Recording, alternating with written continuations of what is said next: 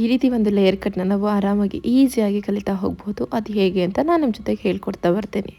Welcome back our YouTube channel Ashu vlog Kannada. ಯಾವ್ಯಾವ type hair ಕಟ್ಟಿಗೆ ಯಾವ್ಯಾವ ಟೈಪ್ ಹೇರ್ ಕಟ್ ಮಾಡಬೇಕು ಅಂತ ಅಂದ್ಬಿಟ್ಟು ನಾನು ಮುಂಚೆನೇ ಹೇಳಿದ್ದೀನಿ. ಸೊ ಅದ್ರ ಪ್ರಕಾರನೇ ನಾವಿಲ್ಲಿ ಸ್ಟ್ರೇಟ್ ವೇವಿ ಇರೋವಂಥ ಒಂದು ಹೇರಿಗೆ ಲೇಯರ್ ಕಟ್ನ ಮಾಡ್ತಾಯಿದ್ದೀವಿ. ಲೇಯರ್ ಕಟ್ ಮಾಡೋಕ್ಕೂ ಮುಂಚೆ ನಾನಿಲ್ಲಿ ಸೆಂಟರ್ ಕ್ರಾಫ್ನ ತೆಗೆದಿಟ್ಕೊತಾ ಇದ್ದೀನಿ. ಫ್ರಂಟ್ ಟು ಬ್ಯಾಕ್ ಸೈಡ್ವರೆಗೂ ಕಂಪ್ಲೀಟ್ ಸೆಂಟರ್ ಕ್ರಾಫ್ನ ತೆಗೆದಿಟ್ಕೊಂಡು ಅದಾದಮೇಲೆ ಇಯರ್ ಟು ಇಯರ್ ಪಾರ್ಟಿಷನ್ ಮಾಡಿ ಪ್ರತಿ ಒಂದು ಪೋರ್ಷನ್ನ ಕೂಡ ಒಂದು ಪೋರ್ಷನ್ನ ಮತ್ತೆ ತೆಗೆದು ಕ್ರಿಯೇಟ್ ಮಾಡ್ತಾ ಇರುವಂಥದ್ದು.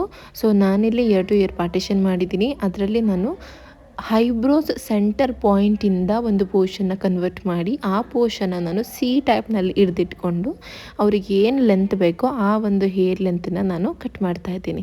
ಸೊ ಅದೇ ಒಂದು ಮೆಜರ್ಮೆಂಟಿಗೆ ನಾನು ಮತ್ತೆ ಅಗೈನ್ ಮಿಕ್ಕಿದ ಹೇರನ್ನು ಇನ್ಕ್ಲೂಡ್ ಮಾಡ್ಕೊಳ್ತಾ ಹೇರ್ನ ಕಟ್ ಮಾಡ್ತಿದ್ದೀನಿ. ಸೊ ಲೇಯರ್ ಕಟ್ ಅಂತಂದರೆ ಸ್ಟೆಪ್ ಬೈ ಸ್ಟೆಪ್ ಅಂತಂದರೆ ನಮಗೆ ಸ್ಟೆಪ್ ಕಟ್ಟಿಂಗಿಗೆ ಲೇಯರ್ ಕಟ್ಟಿಂಗ್ ಡಿಫ್ರೆನ್ಸ್ ಏನು ಅಂತಂದರೆ ಸ್ಟೆಪ್ ಕಟ್ಟಿಂಗ್ ಬ್ಯಾಕ್ ಸೈಡ್ಸಲ್ಲಿ ಸ್ಟೆಪ್ ಕಾಣಿಸುತ್ತೆ. ಬಟ್ ಲೇಯರ್ ಕಟ್ಟಿಂಗು ನಮಗೆ ಫ್ರಂಟಲ್ಲಿ ಸ್ಟೆಪ್ಸ್ ಕಾಣಿಸುತ್ತೆ. ಒಂದಾದಮೇಲೆ ಇನ್ನೊಂದು ಲೇಯರು, ಇನ್ನೊಂದಾದಮೇಲೆ ಮತ್ತೊಂದು ಲೇಯರ್ ಅನ್ನೋ ರೀತಿ. ನೀವು ಯಾರಾದರೂ ಬಿಗಿನರ್ಸ್ ಆಗಿದ್ದರೆ, ನೀವು ಯಾರಾದರೂ ಹೊಸದಾಗಿ ಲರ್ನ್ ಮಾಡ್ತಿದ್ರೆ ಈ ಒಂದು ಮೆಥಡ್ನ ನೀವು ಆರಾಮಾಗಿ ಯೂಸ್ ಮಾಡ್ಕೊಳ್ಳಿ. ಈ ಒಂದು ಮೆಥಡಲ್ಲಿ ಲರ್ನ್ ಆಗಿ ನೀವು ತುಂಬ ಚೆನ್ನಾಗಿ ಕಲಿತೀರಾ, ತುಂಬ ಚೆನ್ನಾಗಿ ಈಸಿಯಾಗಿ ಬರುತ್ತೆ ನಿಮಗೆ. ಸೊ ಇದು ಸಖತ್ ಈಸಿ ಮೆಥಡ್ ಅಂತಲೇ ಹೇಳ್ಬೋದು. ಜಸ್ಟ್ ಕ್ಲೈಂಟ್ ಅಪೋಸಿಟಿಗೆ ನಿಂತು ಅಪೋಸಿಟ್ಟಿಂದ ಹೇರನ್ನು ಕೂವ್ ಮಾಡಿಕೊಂಡು ಕ್ಲೈಂಟ್ ಆಪೋಸಿಟ್ ಸೈಡ್ಗೆ, ಅಂದರೆ ಕ್ಲೈಂಟು ರೈಟ್ ಸೈಡಲ್ಲಿದ್ದಾರೆ ಅಂತ ಅಂದರೆ right side into left side ಇದ್ದಾರೆ ಅಂತ ಅಂದರೆ ಲೆಫ್ಟ್ ಸೈಡ್ ಇಂಟು ರೈಟ್ ಸೈಡಿಗೆ ಪಾರ್ಟಿಷನ್ ಮಾಡ್ಕೊಳ್ತಾ ಸಿ ಟೈಪ್ನಲ್ಲಿ ಹೇರ್ನ ಕಟ್ ಮಾಡುವಂಥದ್ದು.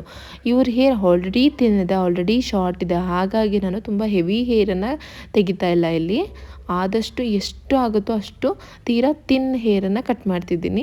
ಹೇರ್ ಕಟ್ನ ಮಾಡೋಕ್ಕೂ ಮುಂಚೆ ಯಾವಾಗಲೂ ವಾಟರ್ ಸ್ಪ್ರೇ ಆಗಿರಬೇಕು, ಸಿಕ್ಕನ್ನು ನೀಟಾಗಿ ಬಿಡಿಸಿರಬೇಕು. ಅದಾದಮೇಲೆ ಮೌಸ್ ಸ್ಪ್ರೇ ಕೂಡ ಆಗಿರಬೇಕು. ಮೌಸ್ ಸ್ಪ್ರೇ ಆದಮೇಲೆ ನಾವು ಸಿಸರ್ನ ಯಾವ ರೀತಿಯಲ್ಲಿ ಹಿಡಿತೀವಿ, ಹಾಗೆಯೇ ಕೂಮ್ನ ಯಾವ ರೀತಿಯಲ್ಲಿ ಇಟ್ಕೊತೀವಿ ಅನ್ನೋದು ತುಂಬ ಇಂಪಾರ್ಟೆಂಟ್ ಮ್ಯಾಟರ್ ಆಗುತ್ತೆ. ಸೊ ಇದೆಲ್ಲ ಕಂಪ್ಲೀಟ್ ಆದಮೇಲೆ ಡೈರೆಕ್ಟಾಗಿ ನಾವು ನಮಗೆ ಹೇಗೆ ಬೇಕೋ ಹಾಗೆ ಹೇರ್ ಕಟ್ನ ಮಾಡಬಾರ್ದು. ಲೇಯರ್ ಅಂದರೆ ಒಂದು ಹೇರ್ ಭಾಗನ ತೆಗೆದು ಕಟ್ ಮಾಡಬೇಕಾದ್ರೆ ಕ್ಲೈಂಟ್ ಪರ್ಮಿಷನ್ ತೊಗೋಬೇಕು. ಎಷ್ಟು ಲೆಂತ್ ತೆಗಿಬೇಕು, ನಿಮ್ಗೆ ಯಾವ ರೀತಿ ಬೇಕು ಎಲ್ಲನೂ ಕಂಪ್ಲೀಟಾಗಿ ಅವ್ರಿಗೆ ಹೇಗೆ ಬೇಕೋ ಹಾಗೇ ಮಾಡ್ತಾ ಹೋಗಬೇಕು. ನಿಮಗೆ ಯಾವ ಸ್ಟ್ರಕ್ಚರ್ಗೆ ಯಾವ ಹೇರ್ ಕಟ್ನ ಮಾಡಬೇಕು ಅನ್ನೋದು ಒಂದು ಕನ್ಫ್ಯೂಷನ್ ಇತ್ತು ಅಂತಂದರೆ ನಾನು ಪ್ರೀವಿಯಸ್ ವೀಡಿಯೋನಲ್ಲಿ ಯಾವ ಹೇರ್ಗೆ ಯಾವ ರೀತಿ ಹೇರ್ ಕಟ್ ಮಾಡಬೇಕು, ಯಾವ ಸ್ಟ್ರಕ್ಚರ್ ಇರೋದಕ್ಕೆ ನಾವು ಯಾವ ಒಂದು ಲೆಂತಿಗೆ ಹೇರ್ ಕಟ್ನ ಮಾಡಬೇಕು ಅಂತ ಹೇಳಿ ಎಲ್ಲನೂ ಪ್ರತಿಯೊಂದು ಎಕ್ಸ್ಪ್ಲೈನ್ ಮಾಡಿದ್ದೀನಿ. ಹಾಗೆಯೇ ಯಾವ ಸಿಸರ್ನ ಉಪಯೋಗಿಸ್ಬೇಕು, ಯಾವ ಕೂಮ್ನ ಯೂಸ್ ಮಾಡಬೇಕು, ಯಾವ ಮೌಸ್ನ ಯೂಸ್ ಮಾಡಬೇಕು, ಪ್ರತಿಯೊಂದು ಕೂಡ ನಾನು ಮೆನ್ಷನ್ ಮಾಡಿದ್ದೀನಿ.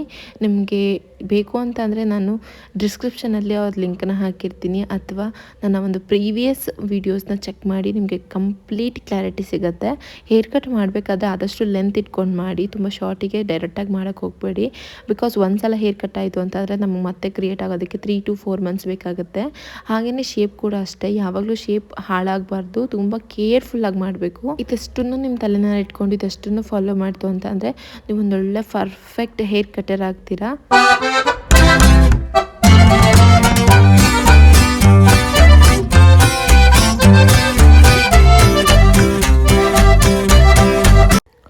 ಖಂಡಿತವಾಗ್ಲೂ ನಿಮಗೆ ಈ ಎಲ್ಲ ವೀಡಿಯೋಸು ಖಂಡಿತವಾಗ್ಲೂ ಇಷ್ಟ ಆಗಿರುತ್ತೆ.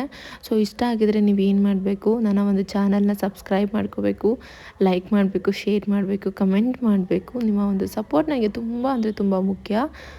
ಹೀಗೇ ಸಪೋರ್ಟ್ ಮಾಡ್ತಾ ಇರಿ ಅಂತ ಹೇಳ್ತೀನಿ. Thank you for watching.